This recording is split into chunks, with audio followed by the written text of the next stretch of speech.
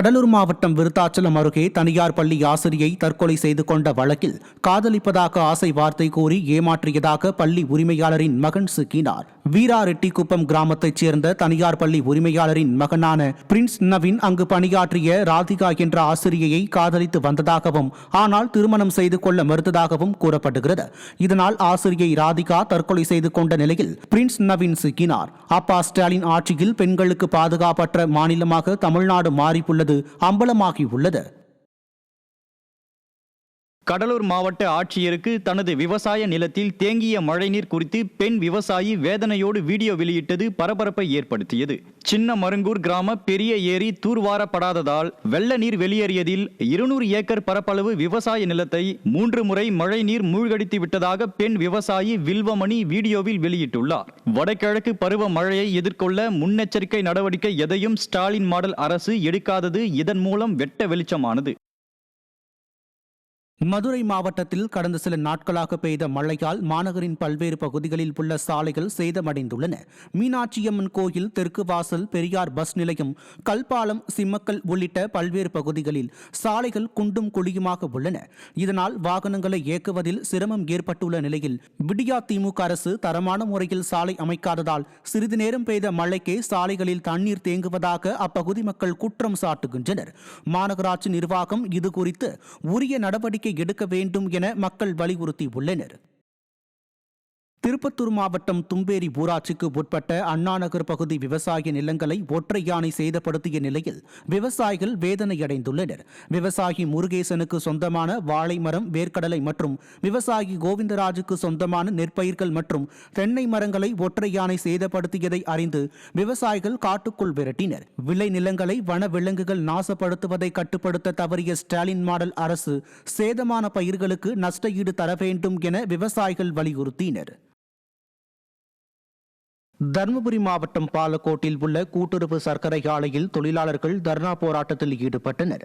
கடந்த சில ஆண்டுகளுக்கு முன்பு பாலக்கோடு கூட்டுறவு சர்க்கரை ஆலையில் ஊழலில் ஈடுபட்டு பணிமாற்றம் செய்யப்பட்ட தொழிலாளர் நல அலுவலர் ஆனந்தராஜ் மீண்டும் இதே சர்க்கரை ஆலைக்கு வருவதாக தெரிய வந்தது. இதனால் தொழிலாளர்கள் அவரை உள்ளே விடமாட்டோம் என கூறியும், கரும்பு பெருக்கு அலுவலர் கதிரவனை பணியில் அனுமதிக்க கூடாது என கூறியும் கருப்பு பேட்ச் அணிந்து தர்ணா போராட்டத்தில் ஈடுபட்டனர். திறனற்ற திமுக அரசு ஊழலில் ஈடுபட்ட அதிகாரிகள் மீது நடவடிக்கை எடுக்காமல் அவர்களை மீண்டும் பணியில் அமர்த்துவதாக தொழிலாளர்கள் குற்றம் சாட்டியுள்ளனர். நாகையில் தொடர் மழை காரணமாக குறுவை சாகுபடி பாதிப்புக்குள்ளான நிலையில் விடிய அரசின் வேளாண்மை துறை அமைச்சர் பெயரளவுக்கு நிலங்களை பார்வையிட்டார். விவசாய நிலங்கள் பாதிக்கப்பட்டதை அறிந்து எதிர்க்கட்சி தலைவர் உடனடியாக டெல்டா மாவட்டங்களில் நெற்பயிர் சேதங்களை பார்வையிட்டார். இந்நிலையில் ஒரு வார காலமாக சேதங்களை எட்டி கூட பார்க்காத வேளாண் துறை அமைச்சர் MRK பன்னீர்செல்வம் கருவேலங்கடை பகுதியில் கடமைக்கு ஆய்வு பணியை மேற்கொண்டது மக்களிடம் அதிருப்தியை ஏற்படுத்தியது. மேலும் மக்கள் விரோத ஸ்டாலின் அரசுக்கு மக்கள் கண்டனத்தை தெரிவித்துள்ளனர். திருச்சி ஒருங்கிணைந்த நீதிமன்ற வளாகத்தில் மழை காரணமாக வேரோடு சாய்ந்த மரம் தற்போது வரை அப்புறப்படுத்தாமல் உள்ளதால் தண்ணீர் குளம் போல் தேங்கி வழக்கறிஞர்கள் மற்றும் பொதுமக்கள் கடும் சிரமம் அடைந்தனர். அதே வேளையில் வழக்கறிஞர் ஒருவரின் கார் ஒன்றும் பள்ளத்தில் தேங்கியுள்ள தண்ணீரில் சிக்கியது. ஸ்டாலின் மாடல் அரசு மழைநீர் வடிகால் வாய்களை அமைக்க தவறியதுடன் தேங்கிய மழைநீரை உடனே அப்புறப்படுத்துவதில்லை என்றும் பலர் குற்றம் சாட்டினர். சென்னை பெருங்குடி அருகே ஆன்லைன் டிரேடிங் மூலம் 1,43 லட்சம் ரூபாய் மோசடி செய்த வழக்கில் இருவர் சிக்கினர். கார்த்திக் என்பவர் ஆன்லைன் டிரேடிங்கில் 1,43 லட்சம் ரூபாயை முதலீடு செய்து ஏமாந்ததாக தெரிய வருகிறது.